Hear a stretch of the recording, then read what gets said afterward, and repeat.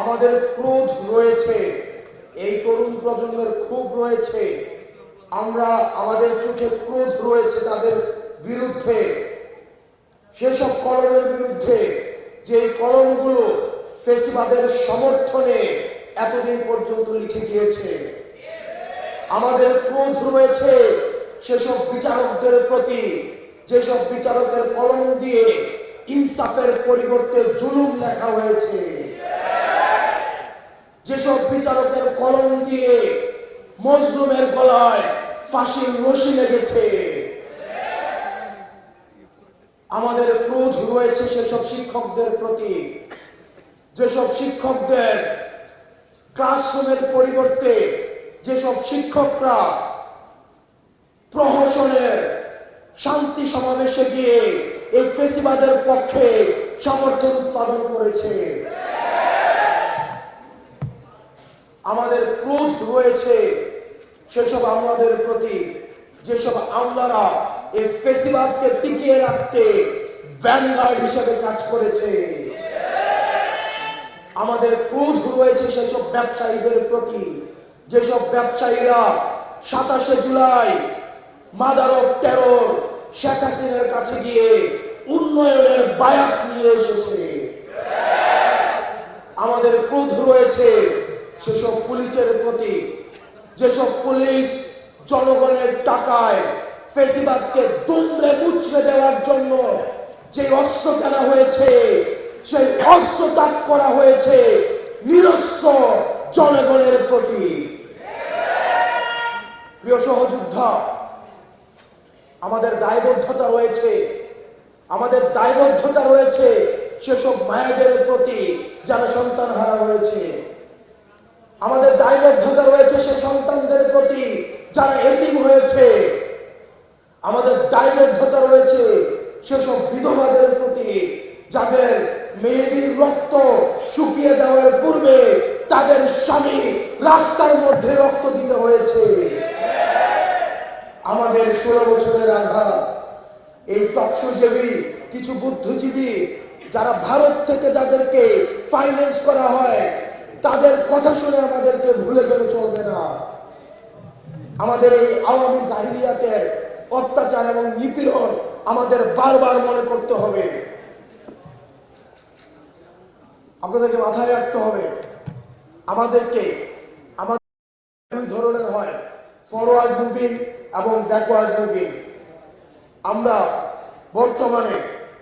আমরা যদি এই বর্তমান সময়টাকে কাজে না লাগাতে পারি, তাহলে ভবিষ্যতের কাঠগড়ায় আমরা ঠিক ওই ধরনের অপরাধী হিসেবে বিবেচিত হব যারা আজকে বর্তমানের কাঠগড়ায় যেভাবে আমরা অতীতকে আমরা অপরাধী হিসেবে বিবেচনা করছি। সেজন্য আপনারা যারা তরুণ প্রজন্ম রয়েছেন, আপনার এবং আমার দায়বদ্ধতা অনেক বেশি। আজকে 2024 এই কারণে ঘটেছে, কারণ যারা আমাদেরকে নেতৃত্ব দেওয়ার কথা ছিল, যেসব অভিভাবক রাজনৈতিক দূরদৃষ্টি সম্পন্ন, যারা আমাদেরকে ভ্যানগার্ড হয়ে আমাদের পরবর্তী ভবিষ্যৎটা মসৃণ করার কথা ছিল, তারা ব্যর্থ হয়েছে বিদায় আজকে 24-এ তরুণ প্রজন্ম গুলির সামনে দাঁড়াতে হয়েছে। সুতরাং পরবর্তী বাংলাদেশ বিনির্মাণের ক্ষেত্রে আমাদের তরুণ প্রজন্মকে এগিয়ে আসতে হবে। যারা আমাদের অভিভাবক রয়েছে, যারা অভিজ্ঞতা সম্পন্ন আমাদের পূর্ব প্রজন্ম রয়েছে, তাদের থেকে আমরা অভিজ্ঞতা নেব। তাদের অভিজ্ঞতা এবং এই তরুণ প্রজন্মের সাহস, এই দুইটার সংমিশ্রণে আমাদের পরবর্তী বাংলাদেশ বিনির্মিত হবে।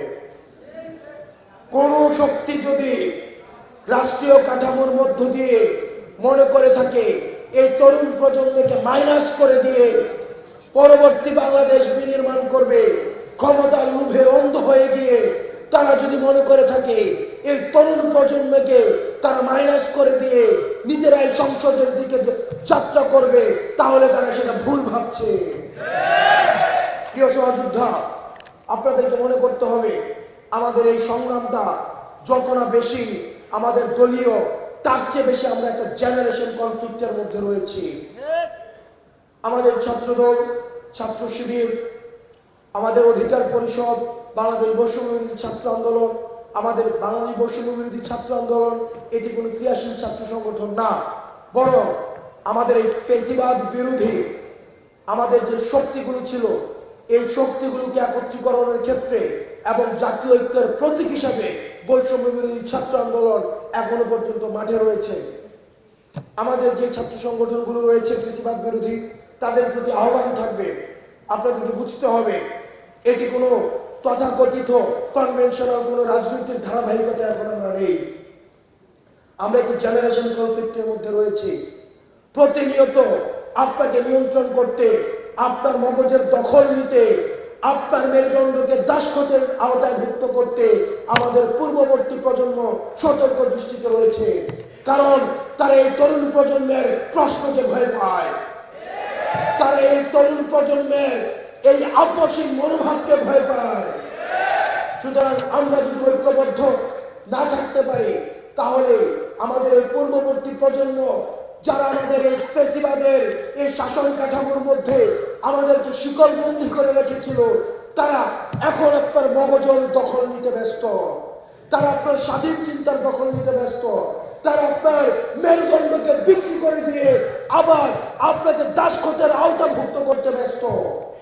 সুতরাং আপনাদের স্বনির্ভর হতে হবে, আপনার চিন্তার জায়গায় স্বনির্ভর হতে হবে, আপনার পলিসির জায়গায় স্বনির্ভর হতে হবে।